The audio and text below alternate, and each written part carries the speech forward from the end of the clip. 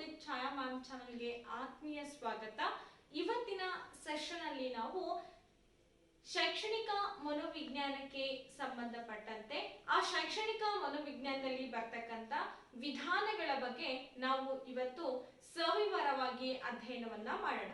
ಯಾಕೆ ಈ ಕಾನ್ಸೆಪ್ಟ್ ಬಹಳ ಇಂಪಾರ್ಟೆಂಟ್ ಆಗುತ್ತೆ ಅಂತಂದ್ರೆ ನಿಮ್ಮ ಟಿಇಟಿ ಎಕ್ಸಾಮ್ ಆಗಿರ್ಬೋದು, ಸಿಟಿಇಟಿ ಎಕ್ಸಾಮ್ ಆಗಿರ್ಬೋದು, GPSTR ಹೀಗೆ ಶಿಕ್ಷಕ ಸಂಬಂಧಿತ ಸಿಇಟಿ ಎಕ್ಸಾಮ್ಸ್ ಗಳಿಗೆ ಕಡ್ಡಾಯವಾಗಿ ನಿಮ್ಗೆ 1 ರಿಂದ 2 ಅಂಕಗಳು ಕಡ್ಡಾಯವಾಗಿ ಬರ್ತಕ್ಕಂತ ಒಂದು ಕಾನ್ಸೆಪ್ಟ್. ಅದನ್ನೇ ನಾವು ಶೈಕ್ಷಣಿಕ ಮನೋವಿಜ್ಞಾನದ ವಿಧಾನಗಳು ಅಂದ್ರೆ ಈ ಶೈಕ್ಷಣಿಕ ಮನೋವಿಜ್ಞಾನದ ವಿಧಾನಗಳು ಅಂದ್ರೆ ಏನು, ಅವನ್ನ ಏತಕ್ಕೋಸ್ಕರ ನಾವು ಬಳಸ್ತೀವಿ ಅಂತಂದ್ರೆ ಸಾಮಾನ್ಯವಾಗಿ ನಿಮಗೆ ಗೊತ್ತೇ ಇರ್ಬೋದು, ಮಕ್ಕಳ ಸಮಸ್ಯೆಗಳಾಗಿರ್ಬೋದು, ಮಕ್ಕಳನ್ನ ವೀಕ್ಷಣೆ ಮಾಡ್ತಕ್ಕಂಥದ್ದು, ಮಕ್ಕಳ ಕುರಿತಾಗಿ ನಾವು ಅವರ ಕಲಿಕೆಯಲ್ಲಿ ಎಷ್ಟು ಹಿಂದುಳಿದಿದ್ದಾರೆ, ಬುದ್ಧಿಶಕ್ತಿಯ ಮಟ್ಟ ಆಗಿರ್ಬೋದು, ಹೀಗೆ ಸಾಕಷ್ಟು ಅಂಶಗಳನ್ನ ತಿಳಿದುಕೊಳ್ಳಿಕ್ಕೆ ನಮ್ಗೆ ಶೈಕ್ಷಣಿಕ ಮನೋವಿಜ್ಞಾನ ಅಂತಕ್ಕಂಥ ಒಂದು ವಿಷಯ ಸಹಾಯವನ್ನ ಮಾಡುತ್ತೆ. ಅದರಲ್ಲಿ ಬರ್ತಕ್ಕಂಥ ಸಾಕಷ್ಟು ವಿಧಾನಗಳ ಮುಖಾಂತರ ನಾವು ಮಕ್ಕಳ ಒಂದು ಆಗು ಹೋಗುಗಳನ್ನ ಕಂಡುಹಿಡಿಯಲಿಕ್ಕೆ ಸಾಧ್ಯ ಆಗುತ್ತೆ. ಹಾಗಾದ್ರೆ ಅಂತಹ ವಿಧಾನಗಳ್ಯಾವ್ಯಾವು, ಅವುಗಳನ್ನ ಕಂಡುಹಿಡಿದರೆ ಯಾರು, ಹಾಗೆ ನಾವು ಅವುಗಳನ್ನ ಹೇಗ್ ಬಳಸ್ತೀವಿ, ಏತಕ್ಕೋಸ್ಕರ ಬಳಸ್ತೀವಿ ಅಂತ ಇವತ್ತಿನ ಸೆಷನ್ ಅಲ್ಲಿ ಡೀಪ್ ಆಗಿ ಡಿಸ್ಕಷನ್ ಮಾಡೋಣ. ಹಾಗೇನೆ ಫ್ರೆಂಡ್ಸ್, ನೀವಿನ್ನು ನಮ್ಮ ಚಾನಲ್ಗೆ ಸಬ್ಸ್ಕ್ರೈಬ್ ಮಾಡ್ಕೊಂಡಿಲ್ಲ ಅಂತಂದ್ರೆ ಪ್ಲೀಸ್ ಸಬ್ಸ್ಕ್ರೈಬ್ ಮಾಡ್ಕೊಳ್ಳಿ. ಹಾಗೇನೆ ಬೆಲ್ ಐಕಾನ್ ಅನ್ನ ಕ್ಲಿಕ್ ಮಾಡೋದು ಮರಿಬೇಡಿ. ಮುಂದೆ ಬರ್ತಕ್ಕಂಥ ಎಲ್ಲ ನೋಟಿಫಿಕೇಶನ್ ಅನ್ನ ನೀವು ಪಡ್ಕೊಳ್ಬಹುದು. ವಿಡಿಯೋ ಲೈಕ್ ಆದ್ರೆ ಒಂದು ಲೈಕ್ ಮಾಡಿ. ಎಸ್ ಫ್ರೆಂಡ್ಸ್, ಹಾಗಾದ್ರೆ ಸ್ಟಾರ್ಟ್ ಮಾಡೋಣ. ಶೈಕ್ಷಣಿಕ ಮನೋವಿಜ್ಞಾನದ ವಿಧಾನಗಳು ಮತ್ತು ಅವುಗಳ ವಿವರಣೆ, ಇದು ಭಾಗ 1 ಆಗಿರುತ್ತೆ. ಇನ್ನ ಸಾಕಷ್ಟು ವಿಧಾನಗಳನ್ನು ನಾನು ಮುಂದಿನ ಒಂದು ಭಾಗದಲ್ಲಿ ಚರ್ಚೆ ಮಾಡ್ತೇನೆ. ಹಾಗಾದ್ರೆ ಏನಿದೆ ಈ ಶೈಕ್ಷಣಿಕ ಮನೋವಿಜ್ಞಾನದಲ್ಲಿ, ಯಾಕೆ ನಾವು ಇದನ್ನ ಕಲಿಬೇಕು ಅಂತಕ್ಕಂಥ ನೋಡೋಣ. ನೋಡಿ, ಶೈಕ್ಷಣಿಕ ಮನೋವಿಜ್ಞಾನದ ವಿಧಾನಗಳು, ಇಲ್ಲಿ ನಾವು ಯಾವೆಲ್ಲ ವಿಧಾನಗಳನ್ನ ಬಳಸ್ತೀವಿ ನೋಡಿ. 1 ಅಂತರವಲೋಕನ, ವೀಕ್ಷಣೆ, ಪ್ರಾಯೋಗಿಕ ವಿಧಾನ, ಸರಿ, ವೀಕ್ಷಣೆ ವಿಧಾನ ಮತ್ತೆ ಪ್ರಾಯೋಗಿಕ ವಿಧಾನ, ವ್ಯಕ್ತಿ ಅಧ್ಯಯನ, ಸಂದರ್ಶನ, ಪರೀಕ್ಷಾ ವಿಧಾನ, ಮತ್ತೊಂದು ಸಮೀಕ್ಷಾ ವಿಧಾನ ಅಂತ ಹೇಳಿ 7 ಒಂದು ಶೈಕ್ಷಣಿಕ ಮನೋವಿಜ್ಞಾನದ ವಿಧಾನಗಳನ್ನ ನಾವು ಕಾಣ್ತೇವೆ. ಹಾಗಾದ್ರೆ ಈಗ ನಾವ್ ಏನ್ ಮಾಡೋಣ ಅಂತಂದ್ರೆ ಒಂದೊಂದನ್ನಾಗಿ ಡೀಪ್ ಆಗಿ ಡಿಸ್ಕಷನ್ ಮಾಡ್ತಾ ಹೋಗೋಣ. ಇಲ್ಲಿ ಅಂತರವಲೋಕನ ವಿಧಾನವನ್ನ ಕಂಡುಹಿಡಿದರೆ ಯಾರು, ಅದನ್ನ ಯಾತಕ್ಕೋಸ್ಕರ ಬಳಸ್ತೀವಿ, ಏನೆಲ್ಲ ಯೂಸಸ್ ಇದೆ, ಹಾಗೇನೆ ಡಿಮೆರಿಟ್ಸ್ ಏನೇನಿದೆ ಅಂತ ಹೇಳಿ, ಮತ್ತೆ ನೆಕ್ಸ್ಟ್ ವೀಕ್ಷಣೆಯ ವಿಧಾನ, ಹಾಗೇನೆ ಪ್ರಾಯೋಗಿಕ ವಿಧಾನ, ಈ 3 ವಿಧಾನಗಳನ್ನ ಇವತ್ತಿನ ಸೆಷನ್ ಅಲ್ಲಿ ನಾವು ಡಿಸ್ಕಷನ್ ಮಾಡೋಣ. ಎಸ್ ಫ್ರೆಂಡ್ಸ್, ರೆಡಿ ಇದ್ದೀರಾ ಎಲ್ಲರೂ? ನೋಡಿ, ಅಂತರವಲೋಕನ ವಿಧಾನಕ್ಕೆ ನಾವು ಅಂತರ್ವೀಕ್ಷಣೆ ಅಥವಾ ಇಂಟ್ರೋಸ್ಪೆಕ್ಷನ್ ಅಂತ ಹೇಳಿ ಕರಿತೀವಿ. ಹಾಗಾದ್ರೆ what is introspection method, how can we find out it one, so ಇದನ್ನ ಹೇಗೆ ನಾವು ಫೈಂಡ್ ಔಟ್ ಮಾಡ್ತೀವಿ, ಇಂಟ್ರೋಸ್ಪೆಕ್ಷನ್ ಅನ್ನ ಹೇಗೆ ಫೈಂಡ್ ಔಟ್ ಮಾಡಬೇಕು ನೋಡಿ. ಅಂತರವಲೋಕನ ಅಂತಕ್ಕಂಥದ್ದು ಇಂಟ್ರೋಸ್ಪೆಕ್ಷನ್ ಎಂಬ ಪದದಿಂದ ಬಂದಿದೆ. ಇಂಗ್ಲಿಷ್ ನಲ್ಲಿ ನಾವು ಅದನ್ನ ಇಂಟ್ರೋಸ್ಪೆಕ್ಷನ್ ಅಂತ ಹೇಳಿ ಕರಿತಾ ಇದ್ದೀವಿ. ಹಾಗೇನೆ ಇಂಟ್ರೋ ಅಂದ್ರೆ ವಿತಿನ್ ಅಥವಾ ಇನ್ವರ್ಡ್ ಎಂಬ ಅರ್ಥವನ್ನ ಅದು ಕೊಡುತ್ತೆ. ಸ್ಪೆಕ್ಷನ್ ಅಂತಂದ್ರೆ ಲುಕಿಂಗ್ ಎಂಬ ಒಂದು ಅರ್ಥವನ್ನ ಕೊಡುತ್ತೆ. ಹಾಗಾದ್ರೆ ಇನ್ವರ್ಡ್ ಅಥವಾ ವಿತಿನ್ ಅಂತರವಲೋಕನ, ನಮ್ಮ ಒಳಗಿನ ಒಂದು ಭಾವನೆಯನ್ನ ನಾವು ಅರ್ಥ ಮಾಡ್ಕೊಳ್ಳಿಕ್ಕೆ, ನೋಡ್ಲಿಕ್ಕೆ ನಾವು ಅದನ್ನ ಏನಂತ ಕರಿತಾ ಇದ್ದೀವಿ, ಇಲ್ಲಿ ಅಂತರವಲೋಕನ ವಿಧಾನ ಅಂತೇಳಿ ಕರಿತಾ ಇದ್ದೀವಿ. ಅಂದ್ರೆ ಏನಿಲ್ಲಿ ಅರ್ಥ ಹೇಳ್ತಾ ನೋಡಿ, ತನ್ನನ್ನು ತಾನು ಒಳ ಹೊಕ್ಕು ನೋಡಿಕೊಳ್ಳುವುದು ಅಂತರವಲೋಕನ ಅಂತೇಳಿ ಹೇಳ್ತಕ್ಕಂಥದ್ದು. ಇದನ್ನ ನಾವು ಸ್ವಯಂ ವೀಕ್ಷಣೆ ಅಂತಾನು ಕೂಡ ಇದನ್ನ ಹೆಸರಿಸಬಹುದು. ಯಾಕಂದ್ರೆ ತನ್ನನ್ನು ತಾನು ಅಂತರವಲೋಕನದಲ್ಲಿ ಭಾಸ ಮಾಡಿ ನೋಡ್ತಕ್ಕಂಥ ಒಂದು ಶೈಕ್ಷಣಿಕ ಮನೋವಿಜ್ಞಾನದ ಪ್ರಕ್ರಿಯೆ ಅಲ್ವಾ. ಹಾಗಾಗಿ ಇದನ್ನ ನಾವು ಸ್ವಯಂ ವೀಕ್ಷಣೆ ಅಂತಲೂ ಕೂಡ ಕರಿತೇವೆ.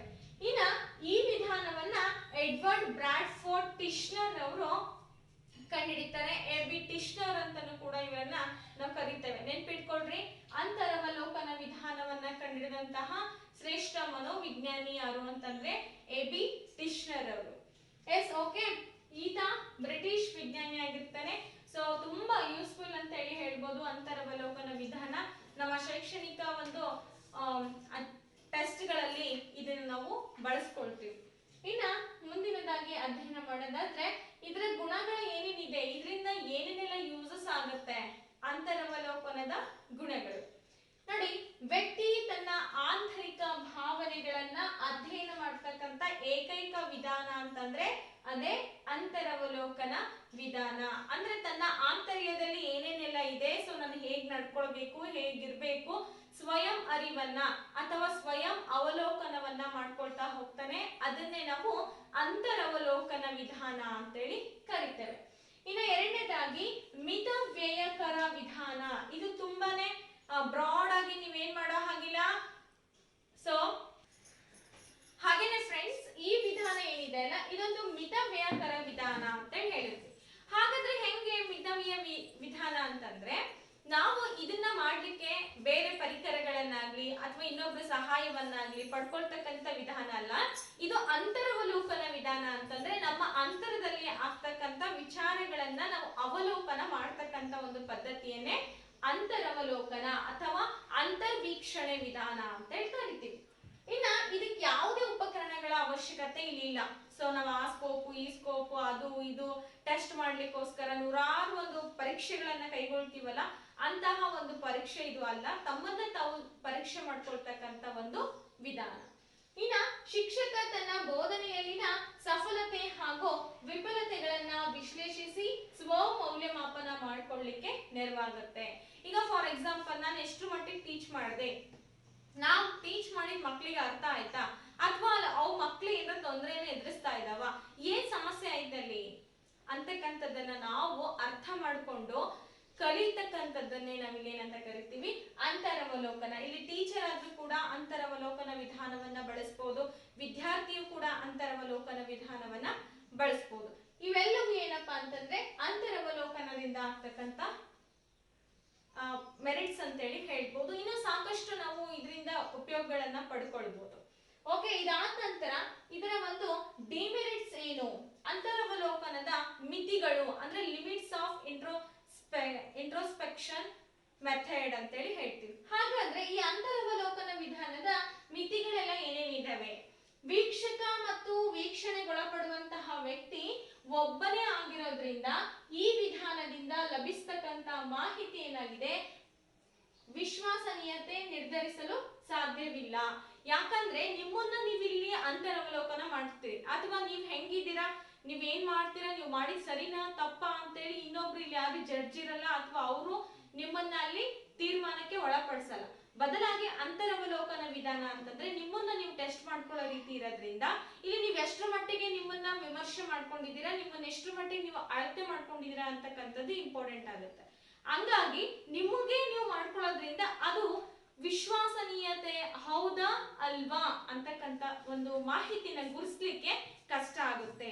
ವಿಶ್ವಸನೀಯತೆ ಅರ್ಹ ಅಲ್ಲ ಅಂತಲೂ ಕೂಡ ಇದನ್ನ ಕರೀತಾರೆ. ಇನ್ನ ಅಂತರವಲೋಕನದಿಂದ ಸಂಗ್ರಹಿಸಿದಂತಹ ಮಾಹಿತಿ ಏನಾಗಿರುತ್ತೆ, ವಸ್ತುನಿಷ್ಠವಾಗಿರಲ್ಲ, ಬದಲಾಗಿ ವ್ಯಕ್ತಿನಿಷ್ಠವಾಗಿರುತ್ತೆ. ಅಂದ್ರೆ ವ್ಯಕ್ತಿಗೆ ಕನೆಕ್ಟೆಡ್ ಇರುತ್ತೆ. ಅದು ನಾವು ಇದರಿಂದ ಪಡ್ಕೊಂಡಂತ ಮಾಹಿತಿ ತನ್ನ ಅಭಿಪ್ರಾಯವನ್ನ ವ್ಯಕ್ತಪಡಿಸಿರ್ತಾನೆ, ವ್ಯಕ್ತಿಗೆ ಅನುಗುಣವಾಗಿರುತ್ತೆ ಇದು. ಹಾಗಾಗಿ ಇದು ವಸ್ತುನಿಷ್ಠ ಅಲ್ಲ, ಬದಲಾಗಿ ವ್ಯಕ್ತಿನಿಷ್ಠ ಪರೀಕ್ಷೆ ಅಂತೇಳಿ ಇದನ್ನ ಕರಿತೇವೆ. ಇನ್ನು ಈ ವಿಧಾನವನ್ನ ಚಿಕ್ಕ ಮಕ್ಕಳು ಹಾಗೂ ಅಪಸಾಮಾನ್ಯ ವ್ಯಕ್ತಿಗಳು ಬಳಸಲಿಕ್ಕೆ ಸಾಧ್ಯ ಇಲ್ಲ. ಚಿಕ್ಕ ಮಕ್ಕಳಿಗೆ ತಾವೇನು ಅಥವಾ ನಾವೇನ್ ಮಾಡ್ತಾ ಇದೀವಿ, ನಾವು ಮಾಡಿದ್ ಸರಿನಾ, ನಾವು ಮಾಡಿದ್ ತಪ್ಪಾ ಅಂತೇಳಿ ಅವರಷ್ಟಕ್ಕೆ ಅವರು ಇಂಟ್ರೋಸ್ಪೆಕ್ಷನ್ ಮಾಡ್ಕೊಳ್ಳಿಕ್ಕೆ ಸಾಧ್ಯ ಇಲ್ಲ. ಯಾಕಂದ್ರೆ ಚಿಕ್ಕ ಮಕ್ಕಳು ಓಕೆ ನಾವು ಹೇಳಿದ್ದೆ ನಿಜ ಆಗಿರುತ್ತೆ ಅಲ್ವಾ, ಅದೇನ್ ನಾವು ಮಾಡಿದ್ ಸರಿನಾ ತಪ್ಪಾ ಅಂತ ವಿಮರ್ಶೆ ಮಾಡ್ಕೊಳ್ಳಿಕ್ಕೆ ಒಂದು ಹಂತ ಬರುತ್ತೆ. ಆ ಹಂತದವರೆಗೂ ಕೂಡ ಮಕ್ಕಳು ಈ ಒಂದು ವಿಧಾನವನ್ನ ಬಳಸಲಿಕ್ಕೆ ಸಾಧ್ಯ ಆಗಲ್ಲ. ಇನ್ನು ಅಪಸಾಮಾನ್ಯ ಮಕ್ಕಳು ಅಂತ ಹೇಳಿ ಕರಿತೀವಿ, ಅಂದ್ರೆ ವಿಶಿಷ್ಟ ಮಕ್ಕಳು ಅಂತ ಹೇಳ್ತೀವಿ. ಕೆಲವೊಬ್ಬರಿಗೆ ಡಿಸೇಬಲ್ಡ್ ಚಿಲ್ಡ್ರನ್ಸ್ ಇರ್ತಾರೆ. ಸೊ ಅಂತಹ ಮಕ್ಕಳಿಗೆ ಮಾನಸಿಕ ಒತ್ತಡಕ್ಕೆ ಒಳಗಾಗಿರ್ತಾರೆ, ಅವ್ರನ್ನ ಅವ್ರು ಅವಲೋಕನ ಮಾಡ್ಕೊಳ್ಳೋದು ಕಷ್ಟ ಆಗುತ್ತೆ. ಸೊ ಹಂಗಾಗಿ ಇದು ಲಿಮಿಟ್ ಹೌದು ಅಂತ ಹೇಳಿ ಹೇಳ್ಬೋದು. ಇನ್ನು ಇದು ವೈಜ್ಞಾನಿಕವಾದಂತಹ ವಿಧಾನ ಅಲ್ಲ. ಮೇನ್ಲಿ ನಾವು ಶೈಕ್ಷಣಿಕ ಮನೋವಿಜ್ಞಾನವನ್ನ ಸ್ಟಡಿ ಮಾಡ್ತಾ ಇದ್ದೀವಿ, ಅದರ ಒಂದು ವಿಧಾನಗಳನ್ನ ಬಳಸ್ತಾ ಇದ್ದೀವಿ ಅಂತಂದ್ರೆ ಅದು ಸಂಪೂರ್ಣವಾಗಿ ಸೈಂಟಿಫಿಕ್ ಥಿಯರಿ ಮೇಲೆ ಹೋಗ್ಬೇಕಾಗುತ್ತೆ. ಅಂದ್ರೆ ವೈಜ್ಞಾನಿಕ ತಳಹದಿಯ ಮೇಲೆ ಅದು ನಿಂತಿರುತ್ತೆ. ಆದ್ರೆ ಈ ವಿಧಾನ ಅಂತಕ್ಕಂಥದ್ದು ನಾವು ಕಣ್ಣಿನಿಂದ ನೋಡಕ್ಕಾಗಲ್ಲ, ಅಥವಾ ನಾವು ಯಾವುದೇ ಉಪಕರಣಗಳನ್ನ ಇಲ್ಲಿ ಬಳಸಕ್ಕಾಗಲ್ಲ. ಸೈಂಟಿಫಿಕ್ ಥಿಯರಿನ ನಾವು ಹುಡ್ಕೋದು ತುಂಬಾ ಕಷ್ಟ ಆಗುತ್ತೆ. ಸೊ ಹಂಗಾಗಿ ಇದನ್ನ ಏನಂತ ಕರಿತೀವಿ, ವೈಜ್ಞಾನಿಕ ವಿಧಾನ ಅಲ್ಲ ಅಂತ ಹೇಳ್ತೀವಿ. ಸೊ ಇದಿಷ್ಟು ಏನಪ್ಪಾ ಅಂದ್ರೆ ಅಂತರವಲೋಕನದ ಒಂದು ಡಿಸ್ಅಡ್ವಾಂಟೇಜಸ್ ಅಂತ ಹೇಳಿ ಕರಿಬಹುದು. ನೆಕ್ಸ್ಟ್ ನೋಡಿ ಫ್ರೆಂಡ್ಸ್, ಇನ್ನು ನೆಕ್ಸ್ಟ್ ಮಾಹಿತಿಯನ್ನ ತಿಳ್ಕೊಳ್ಳೋದಾದ್ರೆ ಅಬ್ಸರ್ವೇಷನ್ ಅಥವಾ ವೀಕ್ಷಣೆ ಅಂತ ಹೇಳಿ ಕರಿತೀವಿ. ಹಾಗಾದ್ರೆ ವೀಕ್ಷಣೆಯನ್ನ ಪ್ರತಿಯೊಬ್ರು ಕೂಡ ಮಾಡ್ತಾರೆ. ಶಾಲೆಯಲ್ಲಿ ಮಕ್ಕಳು ಹೇಗ್ ವರ್ತನೆ ಮಾಡ್ತಾರೆ ಅಥವಾ ಅವ್ರು ಎಷ್ಟು ಮಟ್ಟಿಗೆ ಕಲ್ತಿದ್ದಾರೆ, ಏನ್ ಕಲ್ತಿಲ್ಲ ಅಂತದೆಲ್ಲ ನಾವು ಶಿಕ್ಷಕರಾದಂತವರು ಸೂಕ್ಷ್ಮವಾಗಿ ವೀಕ್ಷಣೆಯನ್ನ ಮಾಡ್ತಾ ಹೋಗ್ತೀವಿ. ಸೊ ನೋಡಿ, ಜೆ.ಬಿ. ವಾಟ್ಸನ್ ರವರು ಈ ಒಂದು ವಿಧಾನವನ್ನ ಕಂಡುಹಿಡಿದ್ದಾರೆ. ನೆನ್ಪಿಟ್ಕೊಳ್ರಿ, ಅಂತರವಲೋಕನ ಟಿ.ಬಿ. ಟಿಶ್ನರ್ ಹಾಗೇನೆ ವೀಕ್ಷಣೆ ವಿಧಾನವನ್ನ ಜೆ.ಬಿ. ವಾಟ್ಸನ್ ರವರು ಕಂಡುಹಿಡಿತಾರೆ. ಸೊ ಇವರು ಜೆ.ಬಿ. ವಾಟ್ಸನ್ ನಿಮಗೆ ಗೊತ್ತಿರಬಹುದು, ಕಂಪ್ಲೀಟ್ ಆಗಿ ವರ್ತನ ಒಂದು ಬಿಹೇವಿಯರಲಿಸ್ಟ್ ಅಂತ ನಾವು ಕರಿತೀವಿ. ಇಲ್ಲಿ ಶೈಕ್ಷಣಿಕ ಮನೋವಿಜ್ಞಾನದಲ್ಲಿ ಕೆಲವೊಬ್ರು ವರ್ತನವಾದಿಗಳಿದ್ದಾರೆ, ಕೆಲವೊಬ್ರು ಮನೋವಿಶ್ಲೇಷಣಾವಾದಿಗಳಿದ್ದಾರೆ, ಇನ್ನ ಕೆಲವೊಬ್ರು ಗೆಸ್ಟಲ್ಟ್ ಪಂಥದವರನ್ನ ನಾವು ಕಾಣ್ತೇವೆ, ಇನ್ನ ಕೆಲವೊಬ್ರು ವ್ಯಕ್ತಿತ್ವವನ್ನ ನಂಬತಕ್ಕಂಥವ್ರನ್ನ ನಾವು ಕಾಣ್ತೇವೆ. ಸೊ ಸುಮಾರು ಆಯಾಮಗಳಲ್ಲಿ ಶೈಕ್ಷಣಿಕ ಮನೋವಿಜ್ಞಾನದ ಹಂತಗಳು ನಡೀತಾ ಹೋಗುತ್ತೆ. ಜೆ.ಬಿ. ವ್ಯಾಟ್ಸನ್ ರವರು ಕೂಡ ನಾವು ಹೇಳೋದಾದ್ರೆ ಅವರು ವರ್ತನವಾದಿಗಳು ಅಂತ ಹೇಳಿ ಕರಿತೀವಿ. ಸೊ ಈ ವಿಧಾನವನ್ನ ಹೆಚ್ಚು ಬೆಳಕಿಗೆ ತಂದಂತಹ ಕೀರ್ತಿಯು ಕೂಡ ಜೆ.ಬಿ. ವ್ಯಾಟ್ಸನ್ ರವರಿಗೆ ತಲುಪುತ್ತೆ. ಇನ್ನ ಒಂದು ನಿರ್ದಿಷ್ಟ ಉದ್ದೇಶ ಸಾಧನೆಗೋಸ್ಕರ ವ್ಯಕ್ತಿಯ ಬಾಹ್ಯ ವರ್ತನೆಯನ್ನ ಅಧ್ಯಯನ ಮಾಡೋದನ್ನ ನಾವು ವೀಕ್ಷಣೆ ಅಂತ ಹೇಳಿ ಕರಿತೀವಿ. ಅಂದ್ರೆ ಒಬ್ಬ ವ್ಯಕ್ತಿ ಅಥವಾ ಒಬ್ಬ ವಿದ್ಯಾರ್ಥಿಯ ನಿರ್ದಿಷ್ಟ ಗುಣಗಳನ್ನ, ನಿರ್ದಿಷ್ಟ ಭಾವನೆಗಳನ್ನ ಶಿಕ್ಷಕರಾದಂತವರು ಅತ್ಯಂತ ಸೂಕ್ಷ್ಮ ರೀತಿಯಲ್ಲಿ ಅಧ್ಯಯನ ಮಾಡಿ ಅದಕ್ಕೆ ಪರಿಹಾರವನ್ನ ಕಂಡುಕೊಳ್ತೀವಿ. ಅದನ್ನೇ ನಾವಿಲ್ಲಿ ವೀಕ್ಷಣೆ ವಿಧಾನ ಅಂತ ಹೇಳಿ ಕರಿತೀವಿ, ಅಬ್ಸರ್ವೇಷನ್ ಮೆಥಡ್ ಅಂತ ಹೇಳಿ. ಸೊ ಹಾಗಾದ್ರೆ ಬಾಹ್ಯ ವರ್ತನೆ ವ್ಯಕ್ತಿಯ ಆಂತರಿಕ ಮಾನಸಿಕ ಪ್ರಕ್ರಿಯೆಯನ್ನ ಪ್ರತಿನಿಧಿಸುತ್ತೆ. ಹೇಗೆ ನಾವು ಅವರನ್ನ ಬಾಹ್ಯ ವರ್ತನೆಯಿಂದ ಅವರ ಮನಸ್ಸಿನಲ್ಲಿ ಏನಿದೆ ಅಂತೇಳಿ ಹೇಗೆ ಕಂಡುಹಿಡಿಯಲಿಕ್ಕೆ ಸಾಧ್ಯ ಅಂತಂದ್ರೆ ಒನ್ ಅಂಡ್ ಓನ್ಲಿ ಈ ಅಬ್ಸರ್ವೇಷನ್ ಮುಖಾಂತರ. ಅಂದ್ರೆ ಈಗ ಫಾರ್ ಎಕ್ಸಾಂಪಲ್, ನಿಮ್ ಶಾಲೆಯಲ್ಲಿ ಒಬ್ಬ ವಿದ್ಯಾರ್ಥಿ ತುಂಬಾ ಅಪ್ಸೆಟ್ ಆಗಿದ್ದಾನೆ. ಬೆಳಗ್ಗೆಯಿಂದ ನೀವು ಹೇಳಿರಂತ ಯಾವ ಕೆಲಸನೂ ಕೂಡ ಮಗುವಿಗೆ ಮಾಡಕ್ ಆಗ್ತಾ ಇಲ್ಲ. ಸೊ ಆತ ಬಾಹ್ಯವಾಗಿ ಎಕ್ಸ್ಪ್ರೆಸ್ ಮಾಡ್ತಾ ಇದ್ದಾನೆ ತನ್ನ ತೊಂದರೆಗಳನ್ನ. ಆವಾಗ ನೀವು ಅದನ್ನ ಸುಮಾರು ಸಲ ವೀಕ್ಷಣೆ ಮಾಡ್ತಾ ಹೋಗ್ತೀರಾ, ಅಬ್ಸರ್ವೇಷನ್ ಮಾಡ್ತಾ ಹೋಗ್ತೀರಾ ಸೂಕ್ಷ್ಮವಾಗಿ. ಸೊ ಆವಾಗ ಗೊತ್ತಾಗುತ್ತೆ ನಿಮಗೆ ಆತನ ಅಂತರದಲ್ಲಿ ಏನೋ ತೊಂದರೆ ಇದೆ. ಹಾಗಾಗಿ ಮಗು ಬಾಹ್ಯ ರೂಪದಲ್ಲಿ ಆ ಒಂದು ವ್ಯಕ್ತಿತ್ವವನ್ನ ತೋರಿಸ್ತಾ ಇದೆ, ಪ್ರತಿಬಿಂಬಿಸ್ತಾ ಇದೆ ಅಂತ ಹೇಳಿ ಆ ಮಗುವಿನ ಕುರಿತಾಗಿ ಆಳವಾಗಿ ನೀವು ಸೂಕ್ಷ್ಮವಾಗಿ ವೀಕ್ಷಣೆ ಮಾಡಿದಾಗ ನಿಮಗೆ ಆ ಮಗುವಿನ ಸಮಸ್ಯೆ ಅರಿವಾಗುತ್ತೆ. ಸೊ ಹಾಗಾದ್ರೆ ಇಲ್ಲಿ ಗೊತ್ತಾಯ್ತಲ್ಲ. ಇನ್ನ ನೆಕ್ಸ್ಟ್ ಈ ವೀಕ್ಷಣಾ ವಿಧಾನವು ಪ್ರಮುಖವಾಗಿ 3 ವಿಧಗಳ ಒಂದು ಜೊತೆಯಲ್ಲಿ ನಡೀತಾ ಹೋಗುತ್ತೆ. ಹಾಗಾದ್ರೆ ಆ 3 ವಿಧಗಳು ಯಾವುವು ಅಂದ್ರೆ, ಒಂದು ನಿಯಂತ್ರಿತ ಸನ್ನಿವೇಶದ ವೀಕ್ಷಣೆ, ಭಾಗಶಃ ನಿಯಂತ್ರಿತ ಸನ್ನಿವೇಶ ವೀಕ್ಷಣೆ, ಇನ್ನ ಸ್ವತಂತ್ರ ಸನ್ನಿವೇಶದ ವೀಕ್ಷಣೆ ಅಥವಾ ಸ್ವಾಭಾವಿಕ ವೀಕ್ಷಣೆ. ಫಸ್ಟ್ ಏನ್ ಹೇಳುತ್ತೆ ಅಂದ್ರೆ ನಿಯಂತ್ರಿತ, ಕಂಟ್ರೋಲ್ ನಲ್ಲಿ ಇರುತ್ತೆ. ಆ ಒಂದು ನಿಯಂತ್ರಿತ ಸನ್ನಿವೇಶದಲ್ಲಿ ಕೆಲವೊಂದ್ಸಲ ನಾವು ವೀಕ್ಷಣೆಯನ್ನ ಮಾಡ್ತೀವಿ. ನಿಯಂತ್ರಿತ ಅಂದ್ರೆ ಇಂತಹ ಸಮಯದಲ್ಲಿ ನಾವೇನ್ ಮಾಡ್ಬೇಕು, ಮಗುವನ್ನ ವೀಕ್ಷಣೆ ಮಾಡ್ಬೇಕು ಅನ್ನೋ ಒಂದು ಏಮ್ ಇಟ್ಕೊಂಡೆ ನಾವು ಮಾಡ್ತಾ ಇರ್ತೀವಿ. ಸೊ ಅದನ್ನ ನಾವು ನಿಯಂತ್ರಿತ ವೀಕ್ಷಣೆ ಅಂತ ಹೇಳಿ ಕರಿತೀವಿ. ಇನ್ನು ಎರಡನೇದು ಭಾಗಶಃ ನಿಯಂತ್ರಿತ ಸನ್ನಿವೇಶ. ಅದು ಸಂಪೂರ್ಣವಾಗಿ ನಿಯಂತ್ರಿತ ಸನ್ನಿವೇಶ ಆಗಿರಲ್ಲ. ಸೊ ಅರ್ಧಂಬರ್ಧ ಅಂತ ಹೇಳಿ ಹೇಳ್ತೀವಲ್ಲ, ಭಾಗಶಃ ಒಂದು ನಿಯಂತ್ರಿತ ಒಂದು ಸನ್ನಿವೇಶದಲ್ಲಿ ಮಗುವನ್ನ ಅಬ್ಸರ್ವೇಷನ್ ಮಾಡ್ತೀವಿ. ಇನ್ನು ಕೊನೆಯದಾಗಿ ಸ್ವತಂತ್ರ ಸನ್ನಿವೇಶ ಅಥವಾ ಸ್ವಾಭಾವಿಕ ವೀಕ್ಷಣೆ. ಅಂದ್ರೆ ಅಲ್ಲಿ ಯಾವುದೇ ರೀತಿಯಾದಂತಹ ಪ್ಲಾನ್ ಇರಲ್ಲ ಅಥವಾ ನಿಮ್ಮ ಏಮ್ ಇರಲ್ಲ. ಸ್ವತಂತ್ರವಾಗಿ, ಸಾಮಾನ್ಯವಾಗಿ, ಸಹಜವಾಗಿ ಮಗುವನ್ನ ನೀವು ಅಬ್ಸರ್ವೇಷನ್ ಮಾಡೋದ್ರ ಮುಖಾಂತರ ಅದರ ಸ್ವಾಭಾವಿಕ ಒಂದು ಗುಣವನ್ನ ನೀವು ಕಂಡುಕೊಳ್ತೀರಾ. ಸೊ ಈ 3 ವಿಧಗಳಿಂದ ನಾವೇನ್ ಮಾಡ್ಬೋದು, ವೀಕ್ಷಣಾ ವಿಧಾನವನ್ನ ಕಂಡುಹಿಡ್ಕೊಳ್ಬಹುದು. ಸೊ ಇದು ತುಂಬಾ ಒಂದು ಶಾಲೆ ಅಂತ ಬಂದಾಗ ಇದು ತುಂಬಾ ಹೆಲ್ಪ್ ಆಗ್ತಕ್ಕಂತ ಒಂದು ಮೆಥಡ್. ಸಾಕಷ್ಟು ಶಿಕ್ಷಕರು ಇದನ್ನ ಬಳಕೆ ಮಾಡ್ತಾರೆ. ನೆಕ್ಸ್ಟ್ ಫ್ರೆಂಡ್ಸ್, ಹಾಗಾದ್ರೆ ಇದ್ರ ಬಗ್ಗೆ ಇನ್ನೊಂದು ಸ್ವಲ್ಪ ಮಾಹಿತಿ. ಪೂರ್ಣ ನಿಯಂತ್ರಿತ ಸನ್ನಿವೇಶದ ವೀಕ್ಷಣೆ ಇನ್ನೂ ಕೂಡ ಒಂದಿದೆ, ಅದು ಪೂರ್ಣ ನಿಯಂತ್ರಿತ ಸನ್ನಿವೇಶದ ವೀಕ್ಷಣೆ. ಗೊತ್ತಾಯ್ತಾ? ಅಂದ್ರೆ ಪೂರ್ಣವಾಗಿ ಭಾಗಶಃನೂ ಅಲ್ಲ, ನಿಯಂತ್ರಿತನೂ ಅಲ್ಲ, ಸಂಪೂರ್ಣವಾಗಿ ನಿಯಂತ್ರಣ ಒಂದು ಕ್ಷೇತ್ರದಲ್ಲಿ ನಾವು ಆ ಮಗುವನ್ನ ತಗೊಂಡಾಗ ಹೇಗೆಲ್ಲ ವರ್ತಿಸುತ್ತೆ ಅಂತ ನೋಡೋಣ. ವ್ಯಕ್ತಿಯನ್ನ ಉದ್ದೇಶಪೂರ್ವಕವಾಗಿ ಒಂದು ನಿಯಂತ್ರಿತ ಸನ್ನಿವೇಶಕ್ಕೆ ಒಳಪಡಿಸಬೇಕು. ಅಂತಹ ಸನ್ನಿವೇಶದಲ್ಲಿ ಅವನ ನಿರ್ದಿಷ್ಟ ವರ್ತನೆಗಳನ್ನ ವೀಕ್ಷಿಸುವ ವಿಧಾನವನ್ನ ನಾವು ನಿಯಂತ್ರಿತ ವೀಕ್ಷಣೆ ಅಂತ ಹೇಳಿ ಕರಿತೀವಿ. ಹಾಗಾದ್ರೆ ಇಲ್ಲಿ ನಿಯಂತ್ರಿತ ವೀಕ್ಷಣೆ ಅಂದ್ರೆ ಏನಪ್ಪಾ? ವ್ಯಕ್ತಿಯನ್ನ ನಾವು ಉದ್ದೇಶಪೂರ್ವಕವಾಗಿ ಪೂರ್ವಕವಾಗಿ ಅಂದ್ರೆ ನಾನು ಹೇಳಿದ್ನಲ್ಲ, ಒಂದು ಏಮ್ ಇಟ್ಕೊಂಡು, ಒಂದು ಗುರಿಯನ್ನ ಇಟ್ಕೊಂಡು ಅಲ್ಲಿ ಆ ವ್ಯಕ್ತಿನ ಟಾರ್ಗೆಟ್ ಮಾಡ್ತಾ ಇರ್ತೀರ. ಹೇಗೆ ಒಂದು ನಿಯಂತ್ರಿತ ಸನ್ನಿವೇಶಕ್ಕೆ ಅಂದ್ರೆ ಒಂದು ಕಂಟ್ರೋಲ್ಡ್, ನಿಮ್ಮ ಕೈಯಲ್ಲಿ ಇರ್ತಕ್ಕಂಥ ಕಂಟ್ರೋಲ್ಡ್ ಸಿಚುಯೇಷನ್ ಅನ್ನ you have to be created.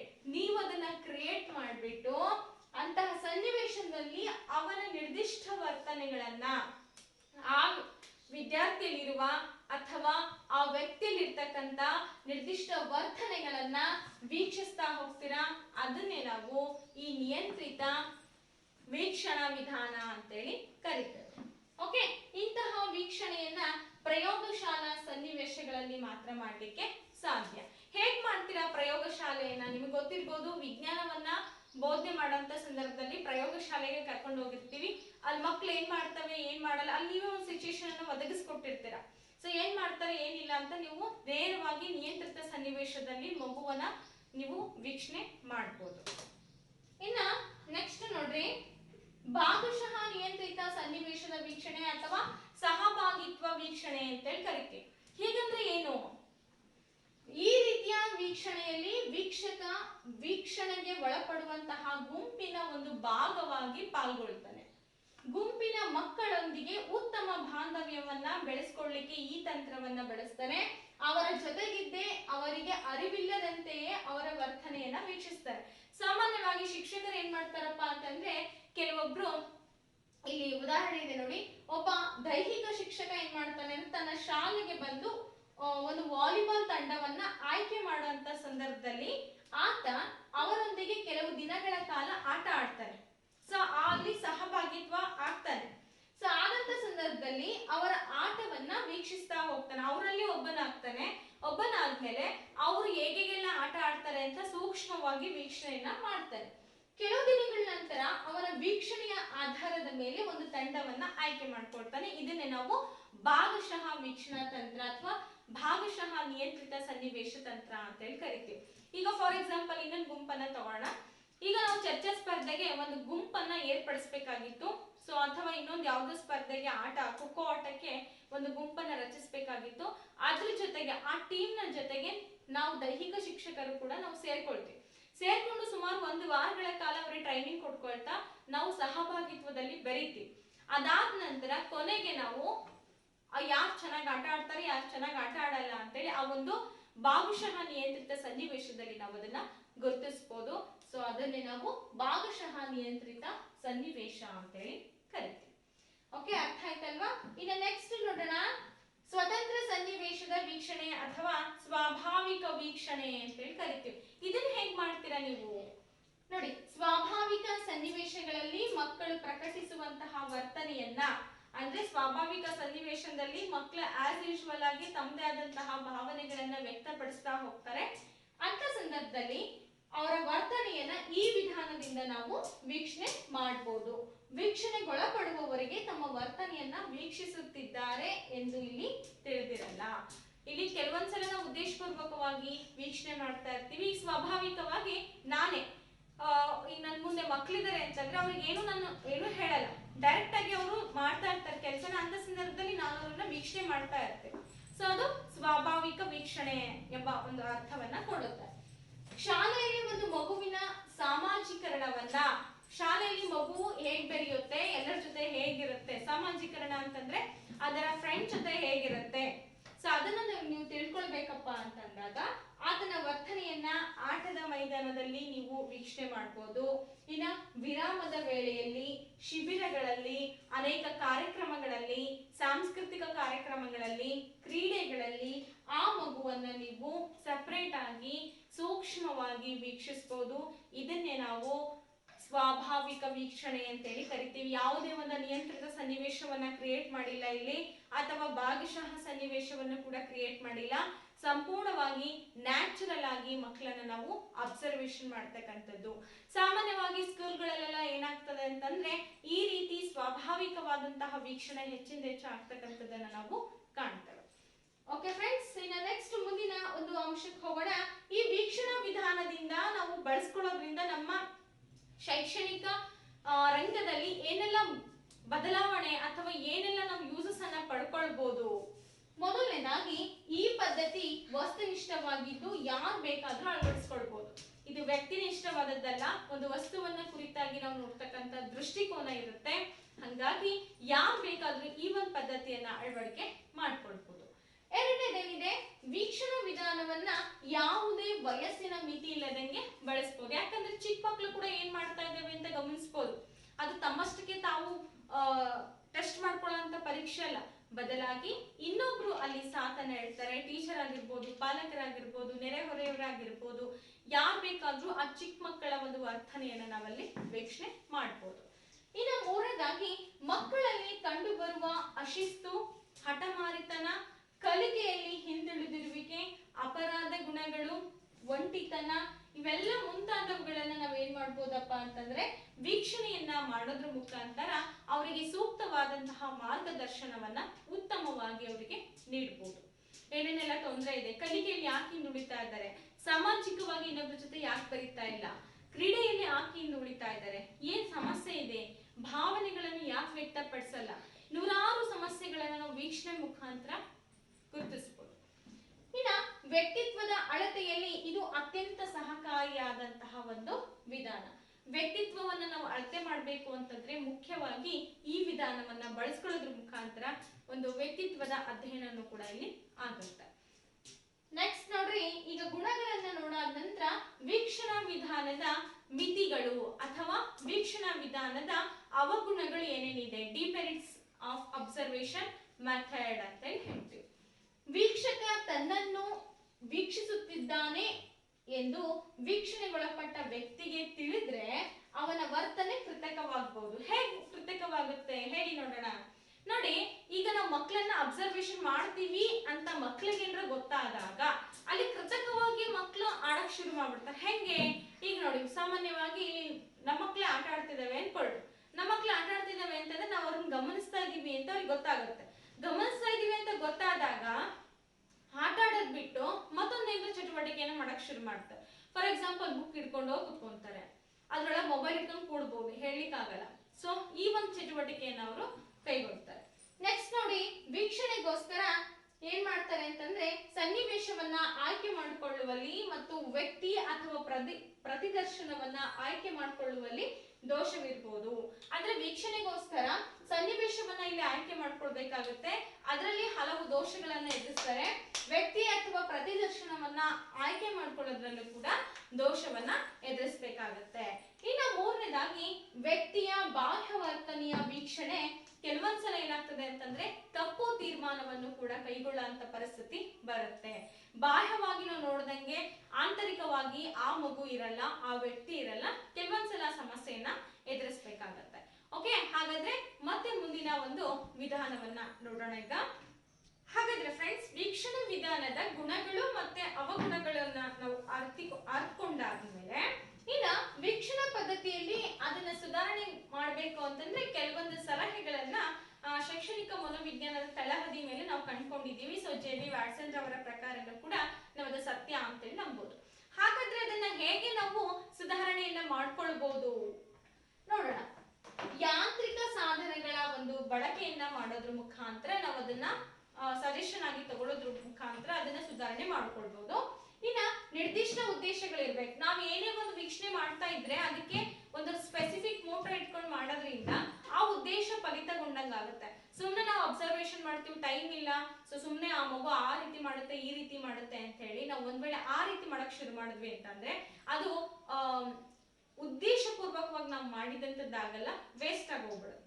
ಇನ್ನ ವೀಕ್ಷಣಾ ವಹಿ ಇರ್ಬೇಕು. ವೀಕ್ಷಣೆಯನ್ನ ನಾವು ಹಂತ ಹಂತವಾಗಿ ಮಾಡ್ತಾ ಹೋಗ್ಬೇಕು. ಅದನ್ನ ಯಾವ ರೀತಿ ಮಾಡಿದ್ವಿ ಅದನ್ನ ನಾವು ನೀಟಾಗಿ ಟೇಬಲ್ ಮುಖಾಂತರ ರೆಡಿ ಮಾಡಿ ಇಟ್ಕೊಂಡಿರ್ಬೇಕು. ಒಂದು ಪುಸ್ತಕದಲ್ಲಿ ಅದನ್ನ ಬರೆದಿಟ್ಕೊಂಡು ಅದರ ಅಂಕಿಗಳನ್ನ ಅಥವಾ ಮಗುವಿನ ವರ್ತನೆಗಳನ್ನ ನಾವೇನ್ ವೀಕ್ಷಣೆ ಮಾಡಿದ್ವಿ ಅವುಗಳ ವಹಿಯನ್ನ ನಾವು ರೆಡಿ ಮಾಡ್ಬೇಕಾಗುತ್ತೆ.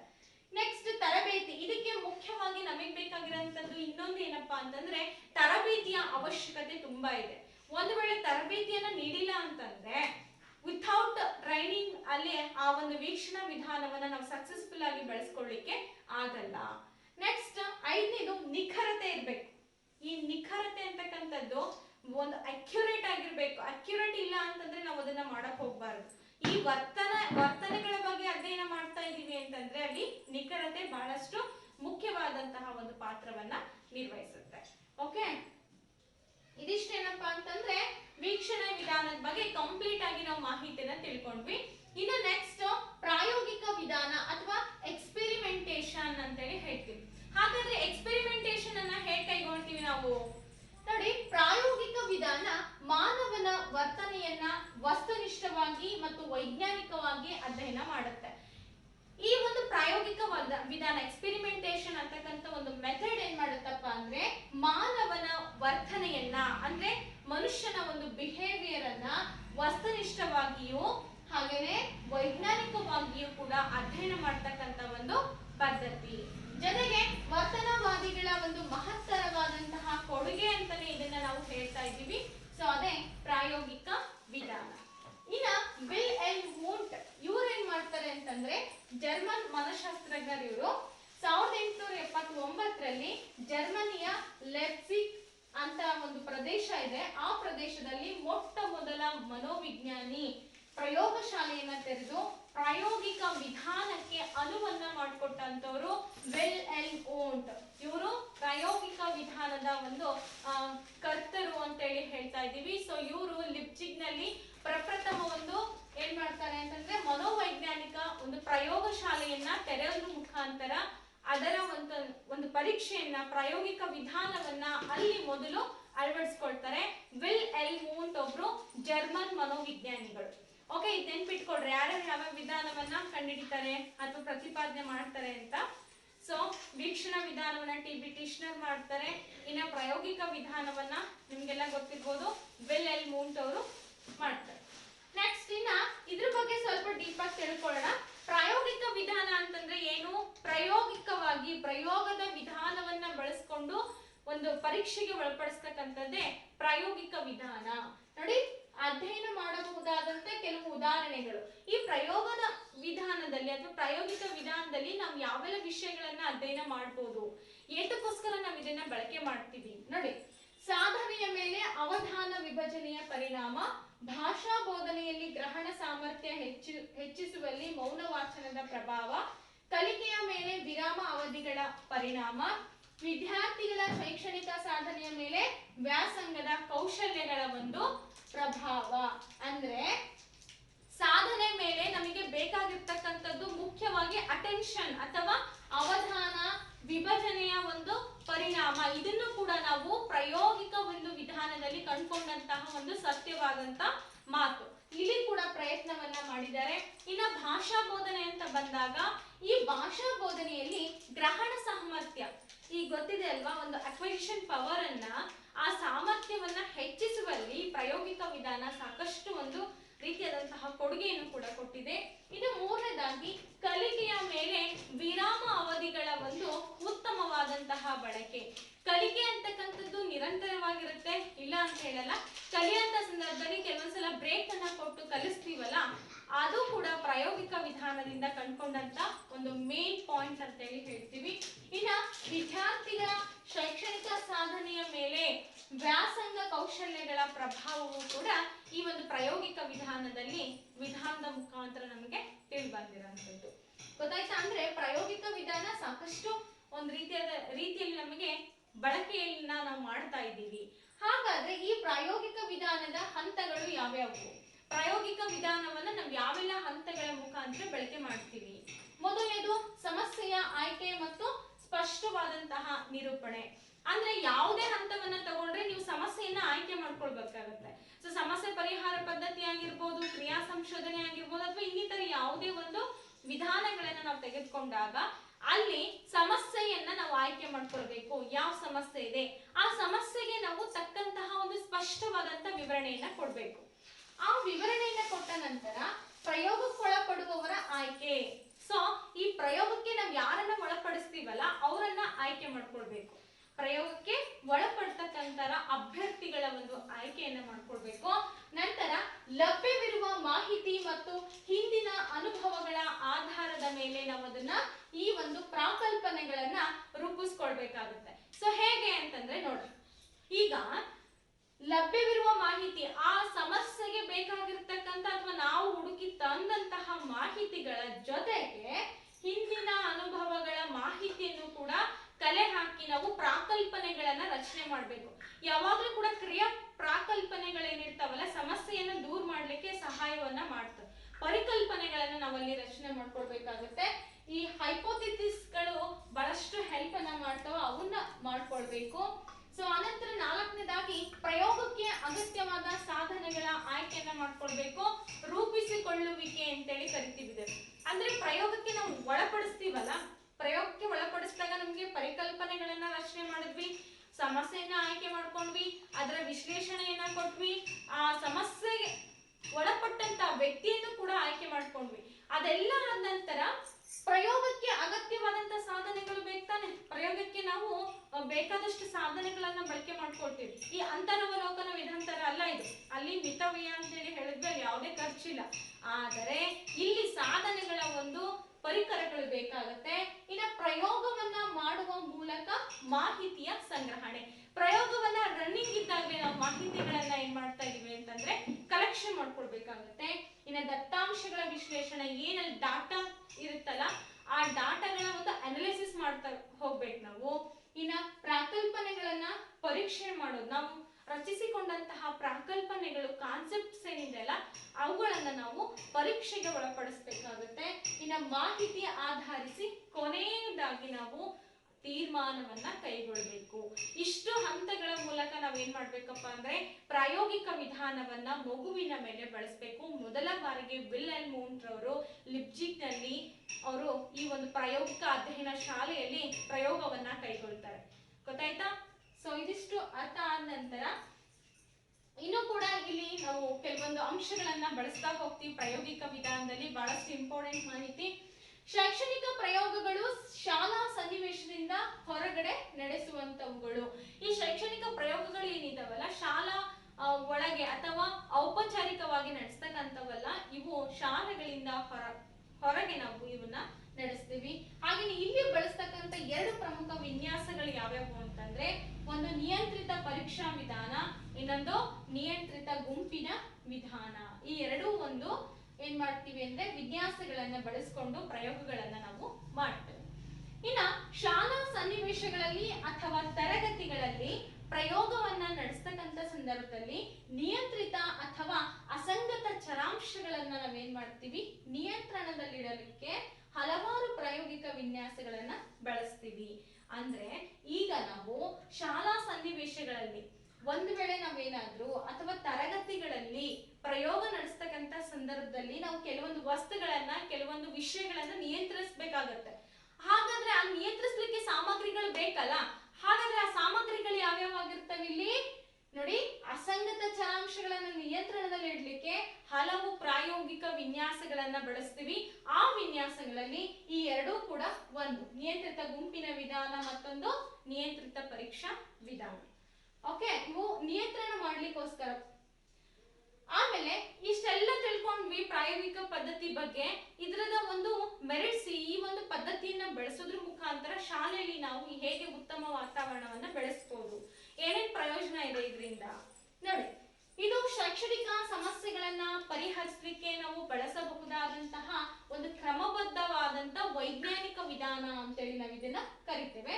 ಇದು ವಿಶ್ವಾಸನೀಯವೂ ಹೌದು, ಹಾಗೇನೆ ಇದು ವಿಶ್ವಾಸ ಅರ್ಹತೆನೂ ಕೂಡ, ಸಿಂಧುತ್ವವನ್ನು ಕೂಡ ಹೊಂದಿದೆ ಅಂತೇಳಿ ಈ ವಿಧಾನವನ್ನ ನಾವು ಕರಿತೇವೆ. ಸೊ ಹಾಗೇನೆ ವಿದ್ಯಾರ್ಥಿಗಳ ವರ್ತನೆಗೆ ಸಂಬಂಧಪಟ್ಟಂತೆ ಕಾರ್ಯಕಾರಣ ಸಂಬಂಧವನ್ನ ತಿಳಿಲಿಕ್ಕೆ ಇದು ಸಹಾಯವನ್ನ ಮಾಡುತ್ತೆ. ಜೊತೆಗೆ ಬೋಧನಾ ಕಲಿಕೆ ಸಮಸ್ಯೆಗಳನ್ನ ಆನ್ ದ ಸ್ಪಾಟ್ ನಾವು ಪರಿಹಾರ ಮಾಡ್ಲಿಕ್ಕೆ ಅಥವಾ ಸಮಸ್ಯೆಗಳನ್ನ ಹೇಗೆ ಪರಿಹಾರ ಮಾಡಬೇಕು ಅಂತಕ್ಕಂಥ ಒಂದು ಮಾರ್ಗದರ್ಶನವನ್ನು ಕೂಡ ನಮ್ಗೆ ಈ ಪ್ರಾಯೋಗಿಕ ಪದ್ಧತಿ ನೀಡ್ಕೊಳ್ಳುತ್ತೆ ಅಲ್ವಾ. ಇನ್ನ ನೋಡ್ರಿ, ಹಾಗಾದ್ರೆ ಇಷ್ಟೆಲ್ಲ ನಾವು ಯೂಸಸ್ ನೋಡು ಆದ್ಮೇಲೆ ಇದ್ರ ಲಿಮಿಟೇಷನ್ಸ್ ಏನಾರ ಇರ್ಬೇಕಲ್ಲ. ಸೊ ಲಿಮಿಟ್ಸ್ ಗಳು ಪ್ರತಿಯೊಂದು ವಿಧಾನಕ್ಕೆ ಇದಾವೆ. ಸೊ ಮುಂದೆ ಏನೇನೆಲ್ಲ ತಿಳ್ಕೊಳ್ತೀವಲ್ಲ ಅವೆಲ್ಲ ವಿಧಾನಗಳಿಗೂ ಕೂಡ ಗುಣಗಳು ಮತ್ತೆ ಅವಗುಣಗಳನ್ನ ನೋಡ್ಲೇಬೇಕಾಗುತ್ತೆ. ಸೊ ಈ ಒಂದು ಪ್ರಾಯೋಗಿಕ ವಿಧಾನದ ಅವಗುಣಗಳೇನಿದಾವೆ, ಮಿತಿಗಳೇನಿದಾವೆ ನೋಡಿ. ಪ್ರಾಯೋಗಿಕ ವಿಧಾನದಲ್ಲಿ ವ್ಯಕ್ತಿಯನ್ನ ಪ್ರಯೋಗಕ್ಕೆ ಒಳಪಡಿಸಿದಂತ ಸಂದರ್ಭದಲ್ಲಿ ಅವನ ವರ್ತನೆ ಸಹಜವಾಗಿರದೆ ಕೃತಕವಾಗಿರಬಹುದು. ಹೌದಲ್ವಾ? ಈಗ ನಾವು ವೀಕ್ಷಣಾ ವಿಧಾನದಲ್ಲೂ ಕೂಡ ನಾವು ವೀಕ್ಷಣೆ ಮಾಡ್ತಾ ಇದೀವಿ ಅಂತ ಆ ವ್ಯಕ್ತಿ ಗೊತ್ತಾಯ್ತು ಅಂದ್ರೆ ಸಹಜವಾಗಿ ಆತ ವರ್ತನೆಯನ್ನ ಮಾಡಲ್ಲ, ಬದಲಾಗಿ ಆತ ಅದರ ಪರಿಯಾಗಿ ಕೃತಕ ವರ್ತನೆಯಲ್ಲಿ ತೊಡಗ್ಬಿಡ್ತಾನೆ. ಅದೇ ಒಂದು ಇನ್ಸಿಡೆಂಟ್ ಈ ಪ್ರಾಯೋಗಿಕ ವಿಧಾನದಲ್ಲಿ ಕೂಡ ಆಗುತ್ತೆ. ನಾವು ಪ್ರಯೋಗಕ್ಕೆ ಒಳಪಡಿಸ್ತಾ ಇದೀವಿ ನೋಡು ಅಂತ ಮನುಷ್ಯನಿಗೆ ಗೊತ್ತಿರುತ್ತೆ, ಗೊತ್ತಿದ್ದಾಗ ಆತ ನ್ಯಾಚುರಲ್ ಆಗಿ ನಡ್ಕೊಳ್ಳಾರ್ದಂಗೆ ಕೃತಕವಾಗಿ ಆರ್ಟಿಫಿಷಿಯಲ್ ಆಗಿ ನಡ್ಕೊಳ್ಳೋದಕ್ಕೆ ಶುರು ಮಾಡ್ತಾನೆ. ಇದೊಂದು ಡಿಮೆರಿಟ್ ಅಂತೇಳಿ ಹೇಳ್ಬೋದು. ಇನ್ನು ಅವನ ವರ್ತನೆ ಸರಾಗವಾಗಿ ಅಲ್ಲಿ ಏನಾಗಲ್ಲ, ವ್ಯಕ್ತ ಆಗ್ಲಿಕ್ಕೆ ಸಾಧ್ಯ ಇಲ್ಲ. ನಿಜ ಜೀವನದ ಸನ್ನಿವೇಶಗಳನ್ನ ಪ್ರಯೋಗಗಳಲ್ಲಿ ಪುನರಾವರ್ತಿಸ್ಲಿಕ್ಕೆ ನಾವು ಸಾಧ್ಯ ಆಗಲ್ಲ. ನಿಜ ಜೀವನದಲ್ಲಿ ಸುಮಾರು ಸನ್ನಿವೇಶಗಳಾಗಿರ್ತವೆ, ಅವುಗಳನ್ನ ಅರ್ಥಕೊಂಡು ನಾವು ಪ್ರಯೋಗಶಾಲೆಯಲ್ಲಿ ಕರ್ಕೊಂಡು ಹೋದಾಗ ಪ್ರಯೋಗ ವಿಧಾನಗಳನ್ನ ಬಳಸಿದಂತ ಸಂದರ್ಭದಲ್ಲಿ ವ್ಯಕ್ತಿ ಕೃತಕವಾಗಿ ನಡ್ಕೊಳ್ಳೋದ್ರ ಮುಖಾಂತರ ಆತನ ನಿಜ ಜೀವನದಲ್ಲಿ ಆದಂತಹ ಸನ್ನಿವೇಶಗಳನ್ನ ಆತ ಅಲ್ಲಿ ನೆನೆಯದೇ ಇರಬಹುದು. ಈ ಒಂದು ಸಂಭವನೂ ಕೂಡ ಇಲ್ಲಿ ಇರುತ್ತೆ. ಇನ್ನು ಕೇವಲ ತರಬೇತಿ ಹೊಂದಿದ ಶಿಕ್ಷಕರು ಮಾತ್ರ ಈ ವಿಧಾನವನ್ನ ಪರಿಣಾಮಕಾರಿಯಾಗಿ ಬಳಸಲಿಕ್ಕೆ ಸಾಧ್ಯ. ಒಂದು ವೇಳೆ ಇದನ್ನ ಹೇಗ್ ಬಳಸಬೇಕು, ಯಾವೆಲ್ಲ ಹಂತಗಳನ್ನ ಬಳಸಬೇಕು ಅಂತೇಳಿ ಸೂಕ್ತವಾದಂತ ಕ್ರಮ ನಮ್ಗೆ ಗೊತ್ತಿಲ್ಲ ಅಂತಂದ್ರೆ ಆ ಶಿಕ್ಷಕ ಈ ಒಂದು ಪ್ರಾಯೋಗಿಕ ವಿಧಾನವನ್ನ ಬಳಸೋದು ತುಂಬಾ ಕಷ್ಟ ಆಗುತ್ತೆ.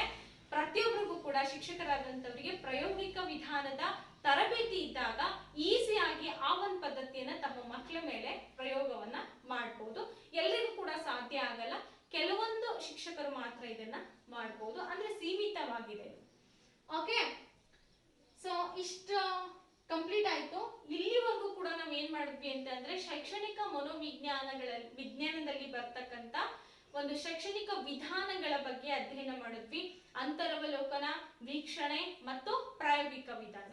ಮತ್ತೆ ಮುಂದಿನ ತರಗತಿಯಲ್ಲಿ ನಾವು ವ್ಯಕ್ತಿ ಅಧ್ಯಯನ, ಸಂದರ್ಶನ, ಪರೀಕ್ಷಾ ಮಾದರಿ, ಹೀಗೆ ಇನ್ನು ಉಳಿದಂತಹ ವಿಧಾನಗಳ ಬಗ್ಗೆ ಅಧ್ಯಯನ ಮಾಡೋಣ ಅಂತ ಹೇಳ್ತಾ ಇವತ್ತಿನ ಈ ವಿಡಿಯೋವನ್ನ ಇಲ್ಲಿ ಮುಗಿಸ್ತೇನೆ. ಹಾಗೇನೆ ವಿಡಿಯೋ ಲೈಕ್ ಮಾಡದೇ ಇದ್ದವರು ಪ್ಲೀಸ್ ಲೈಕ್ ಮಾಡಿ. ಮತ್ತೆ ಮುಂದಿನ ವಿಡಿಯೋಗಳ ಒಂದು ನೋಟಿಫಿಕೇಶನ್ಗೋಸ್ಕರ ನಮ್ಮ ಚಾನಲ್ಗೆ ಸಬ್ಸ್ಕ್ರೈಬ್ ಮಾಡ್ಕೊಂಡಿಲ್ಲ ಅಂದ್ರೆ ಪ್ಲೀಸ್ ಸಬ್ಸ್ಕ್ರೈಬ್ ಮಾಡ್ಕೊಳ್ಳಿ. ಬೆಲ್ ಐಕಾನ್ ಅನ್ನ ಕ್ಲಿಕ್ ಮಾಡೋದು ಮರಿಬೇಡಿ. Okay, thanks for watching. Bye.